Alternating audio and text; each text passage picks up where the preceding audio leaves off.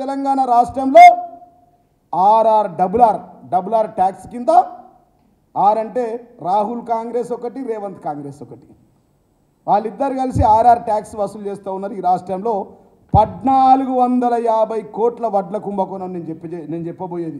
35 లక్షల మెట్రిక్ టన్నులు వీళ్ళు అమ్ముకున్నారు గ్లోబల్ టెండర్ల పేరిట.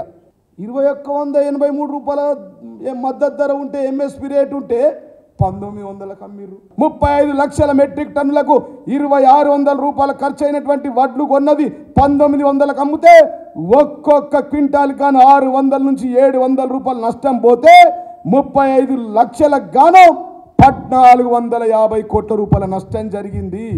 ఈ గ్లోబల్ టెండర్లు ఎవరికి వచ్చినాయి? ఆంధ్రప్రదేశ్లో ఉన్న వాళ్ళకి వచ్చినాయి.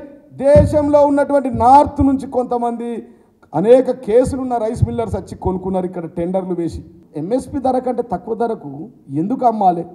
ఇవాళ 1450 కోట్ల రూపాయలు గ్లోబల్ టెండర్లలో ఉత్తమ్ కుమార్ రెడ్డి గారి వాటా ఎంత?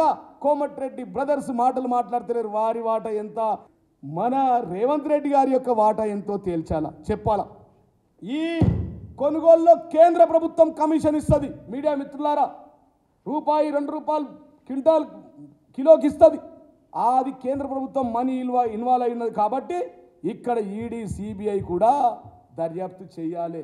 కేంద్రం డబ్బులున్నాయి, మరెందుకో వీళ్ళు సైలెంట్ మోడ్ అయిపోయారు. మన పెద్దలు కేసీఆర్ రెడ్డి గారు, బండి సంజయ్ గారు ఎలక్షన్లకు పైసలు వచ్చినాయా?